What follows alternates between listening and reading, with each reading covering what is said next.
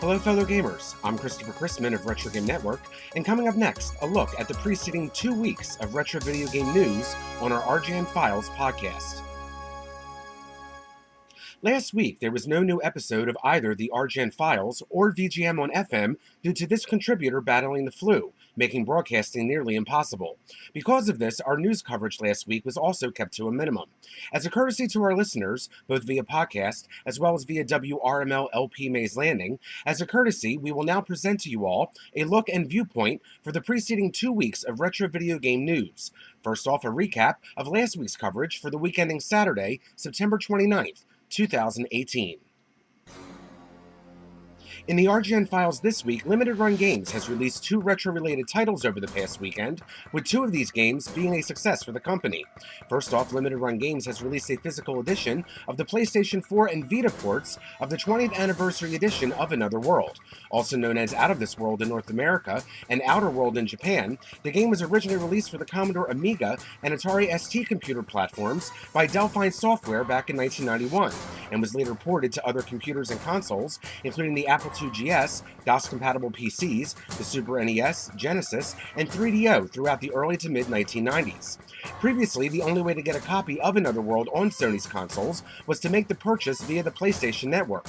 However, this past Friday, Limited Run Games released the game on physical media for the PS4 and Vita systems for the first time. Both ports of the game were limited in quantities of only 2,000 units per console. In addition, the company has also offered up the game's soundtrack on physical media as well. Those that purchase the bundle with the soundtrack will get the music on an audio CD, while a separate version of the album was also pressed on vinyl, which was limited to only 400 records. There was also a special classic edition of the game released, which was also limited to only 2,500 copies, that mimicked the original Commodore Amiga release, including a poster, encoder wheel, design diary booklet, as well as a blank floppy disk. As of the recording of the podcast, only a handful of the classic editions are still available and sell for just under $55. In other news from Limited Run Games, last Friday also saw the release of the company's very first NES homebrew title, which ran alongside of another game that was released over the weekend. Golf Story, an exclusive game for the Nintendo Switch platform, began being sold in pre-order fashion from LRG. One of the mini-games included in that title was an NES-inspired game called Golf, which plays homage to the original NES launch title Golf. The mini-game has since been released as an actual NES video game, released by Tomas Ginnin from Spoonie Bar Productions, with the new boards and cartridge shells being provided by Infinite NES Lives. Each copy of Golf came complete with a retro box that has been crafted to be as authentic as possible to original NES game boxes. The boxes have also been printed on the same material as the original retro boxes during the machine's lifespan, and also include the same flap design. The metallic gold ink on the limited run seal also matches the original seal's ink. Also included in the package was a retro manual, dust sleeve, and in traditional NES game fashion, a styrofoam block. In addition, the games are also being shipped as shrink-wrapped. A total of 1,500 copies of the game were made available from Limited Run last Friday, with a total of 1,050 of the physical cartridge shells being produced as a grassy green color, and the remaining 450 of them being a golf ball white color. The game sold for just under $45, however both batches of the title sold out literally within minutes, with the second 6 p.m. Eastern Time batch possibly breaking a Limited Run Games record, selling out in approximately 90 seconds. Over in Richmond, Virginia, the owners and operators of a retro arcade and bar hybrid known as The Circuit has expressed an interest in expanding their establishment into the Norfolk area in anticipation of opening a second location. The desired area, which offers a total of 12,000 square feet of usable space, is specifically located at the intersection of Granby Street and Market Street, in which the building in question is currently owned by developer Bobby Wright. One of the men behind the project, who is Robert Lupica, has said that his vision is an upscale one with leather couches and modern interior. He would also like to have private areas set aside for hosting business and/or corporate events. The second location, tentatively called Circuit Social, is planning to offer approximately 75 arcade games, as many as 20 pinball machines, as well as skee-ball, where those behind the concept have a pending patent on a unique machine. All of this alongside of a variety of self-serve beer taps, where about 55 brews alongside of half a dozen different wines will also be available for sampling.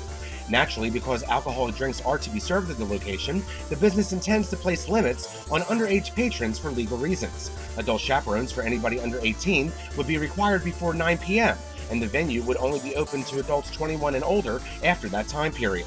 The proposal will have a public hearing before a planning commission this upcoming month to later be voted by the City Council.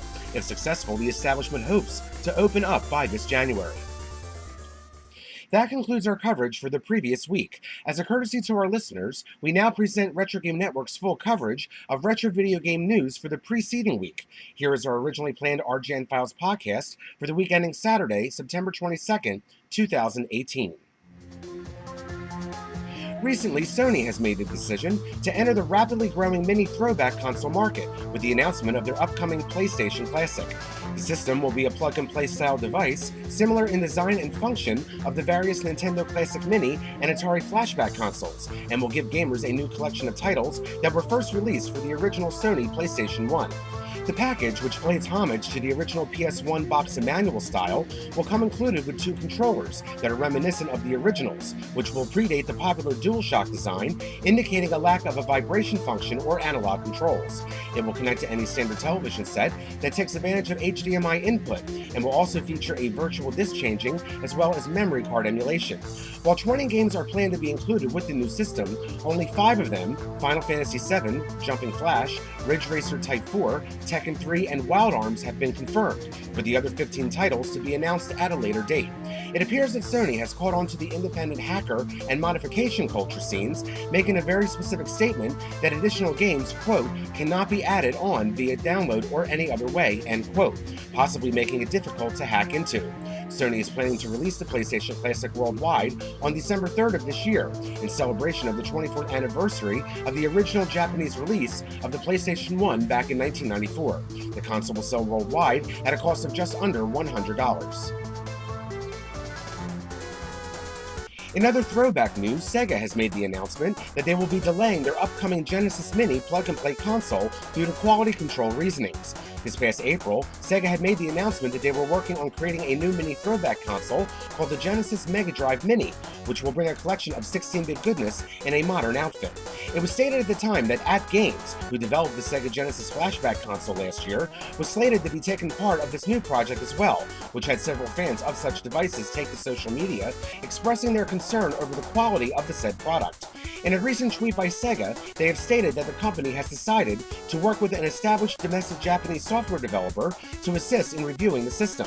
While this is a strong indication that there is to be a major overhaul in the design, it does not necessarily mean that AtGames will not have a part in the development or distribution of the device. However, on another note, AtGames has since removed their original Facebook post from this past April, where they first announced that they were working with Sega to power the new system. The Genesis Mini was originally planned to be released in conjunction with the 30th anniversary of the original Mega Drive release in Japan later this year. However, Sega now states that due to the delays in creation, the project will not be released until sometime next year and will then be offered on a worldwide basis simultaneously. Nintendo has officially launched their new subscription service for its current generation console with the debut of the Nintendo Switch Online service. While Nintendo had previously never charged their customers for the use of online multiplayer functions on their consoles, the launch of the new service indicates that a subscription is now required to take part of gameplay with friends or strangers from a remote location. When Nintendo announced that they would not be bringing the Virtual Console service to the Switch platform, they also stated that once Nintendo Switch Online premiered, that it would start offering retro video games to the service immediately. At this time, the service offers a total of 20 unique NES video games, including the popular Super Mario Bros., Legend of Zelda, Donkey Kong, and Double Dragon. An additional 9 games are planned by the end of the year as well. In addition, you are now able to play NES titles with other Switch users by means of online multiplayer, which is a first of its type on a Nintendo console. However, random competition is not yet supported, and you must be friends directly with the other user. In addition, Nintendo Switch Online also offers a cloud-based data save service. However, be warned that in the event that the account is canceled, all of this data will also be lost. Nintendo Switch Online packages start at just $3.99 per month, or under $20 for a year of service for a single user. Family plans are also available, and Nintendo is offering a free week trial for new subscribers. Atari, alongside of Code Mystics, has given a release date for their upcoming Atari Flashback Classics Volume 3. The collection was originally planned for worldwide release this past March, however had been pushed back to the fourth quarter of this year over the summer. The set will offer a total of 50 unique Atari video games that span across the Atari 2600 arcade cabinetry, and for the first time in such a collection, games released for the Atari 5200 Super System. Of the total 50 games that are appearing on the collection, 21 of them will be games originally published for the Atari 2600, 16 of them first published for the Atari 5200, and 13 of the games will be emulated versions of Atari arcade cabinetry. The bonus features offer the ability to take advantage of head-to-head online multiplayer, a large collection of obtainable achievements and trophies depending on your console, global leaderboards, as well as a variety of social media-based options. The set is scheduled to be released for the PlayStation 4 and Xbox One at a cost of just under $20 for your choice of either digital or physical-based media. And while there is still another all-in-one collection that is being planned for the Nintendo Switch, which would include all 150 titles from all three of the volumes in a single package, there is presently no word on a release date or cost for this particular set at this time. However, while the Atari Flashback Classics Volume 3 was originally planned to be released worldwide this past Friday, as of this recording, no copies of the game have been made available either physically or virtually. Every now and again, Retro Game Network will report on a story for modern gamers, especially if it has some sort of roots to the older video game industry. With this in mind, video game studio Telltale Games has announced that they have laid off 250 employees in anticipation of an all-around studio closure.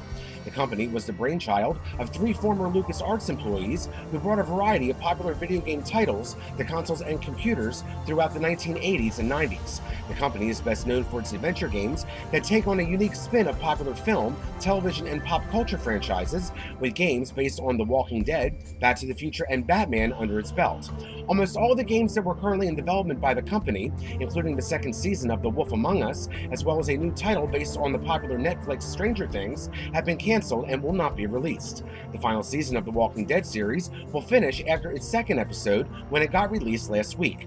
The remaining skeleton crew of only 25 employees has been specifically kept on board exclusively to complete the 5-part Minecraft Story Mode series for Netflix, and the company is expected to cease operations after that project is completed.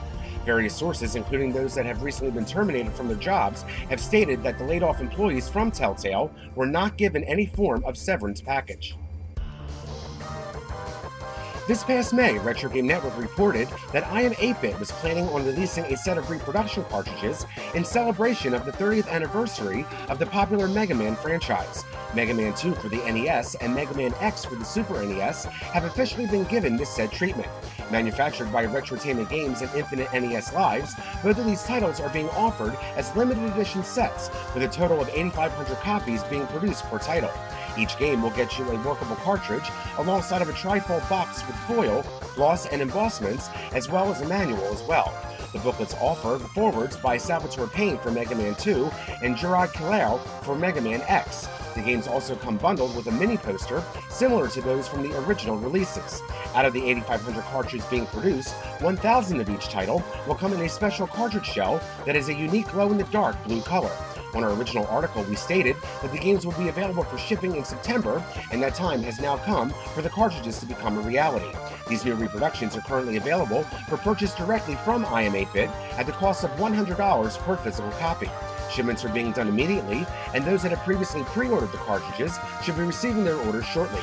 Originally, Mega Man 2 on the NES had sold a total of 1.5 million units since its original release back in 1988, while Mega Man X for the Super NES has sold 1.2 million copies since its release in 1993.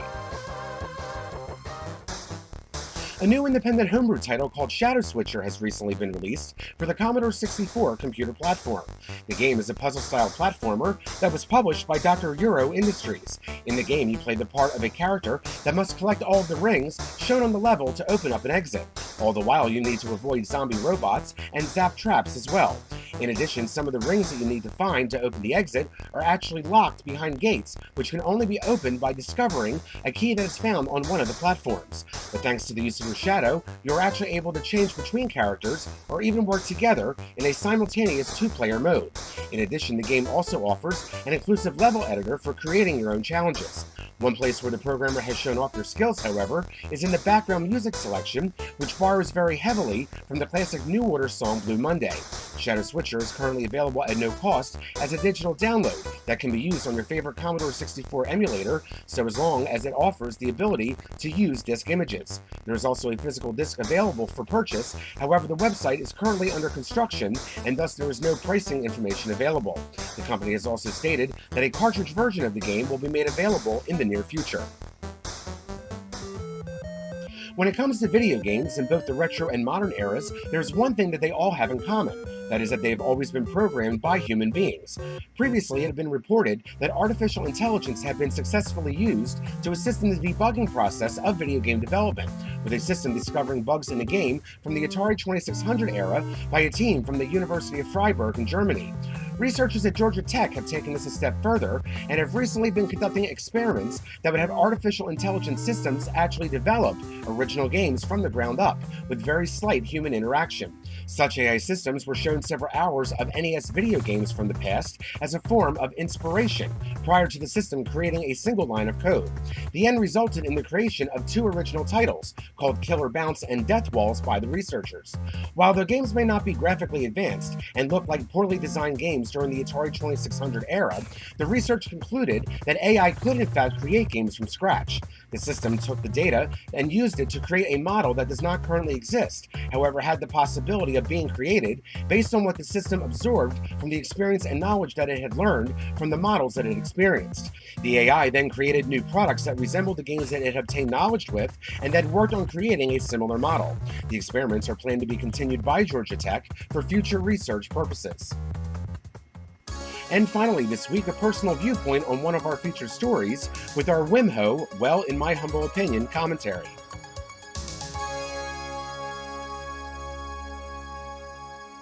It seems that the latest craze when it comes to retro gaming comes to us in the form of all-in-one throwback devices. These systems have been taking the community by storm in recent years, despite the fact that similar technology has actually been around for decades. But it was when the big-name companies, such as Atari, Sega, and Nintendo began licensing their name or their own devices that the concept began to become quite popular.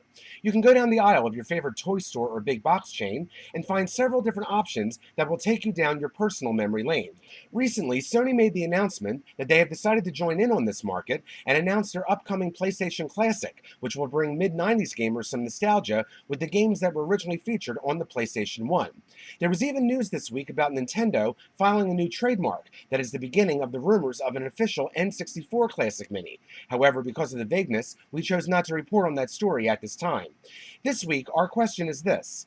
As someone that already owns most of these titles already, are there any features that I personally believe should be added to these devices to make them more appealing to hardcore collectors? Well, in my humble opinion, while these retro-style consoles typically offer a nice collection of games for the money spent, they all have a few means of improvement. It seems that almost as fast as these devices become available to buy, that they are practically literally torn apart by the retro video game hacking community. Everything from adding complete libraries of games to even adding cartridge ports have all been accomplished in the past, and will no doubt will this trend continue in the future. Instead of companies having a fit about people hacking these devices, they should instead actually listen to their customers and perhaps try to add some of these features to the devices. With multi-consoles like the Retron series and the upcoming Polymega, there is solid proof that cartridge connectors are an accessible item and could very well possibly sell well in such throwback consoles, especially if the system is created by the original company.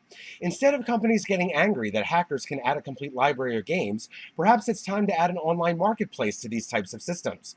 If retro gamers are willing to spend as much as $300 for a scalped version of the NES Classic, that is, of course, before they were released earlier this year, gamers very well may be willing to spend more money to add the games that they remember the most to their new console. While we're on the topic of online connectivity, I also feel that these systems would also benefit greatly by having remote multiplayer options. Nintendo has recently added such an option for Switch users via their new online service. Now, I know when I was a kid, one of my problems was trying to find someone to play my obscure taste in video games with me. However, in the internet age, that could literally be just a few controller clicks away. Now, of course, adding these features would cost the companies money in server costs and possible licensing. However, if you ask me, adding these features would greatly increase the overall appeal of the systems.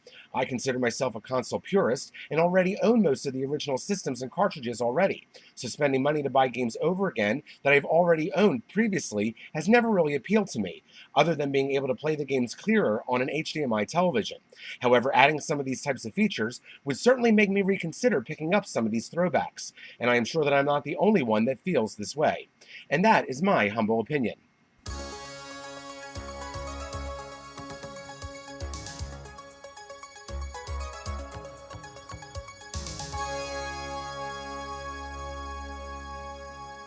That's it for this week's edition of the RGN Files. For those listening on BGM on FM, please stay tuned. There'll be more video game music coming up shortly. For complete details of any of this week's stories, visit RetroGameNetwork.com. And don't forget to check us out on social media, on Facebook, Instagram, and YouTube at Retro Game Network, and on Twitter and Twitch at RetroGameNet. For the RGN Files, I'm Christopher Crispin. News stories for this week's podcast provided by the following: Brunner House, CNET, Comic Book, Coming Soon, Digital Trends, Eurogamer, GameSpot, I Am 8-Bit, Indie Retro News, Limited Run Games, Nintendo Soup, PlayStation Blog, Polygon, Telltale Games, The Verge, The Virginian Pilot, Xbox One Headquarters. The opinions expressed in our Wimho commentary segment are not necessarily those of all contributors or affiliates of Retro Game Network.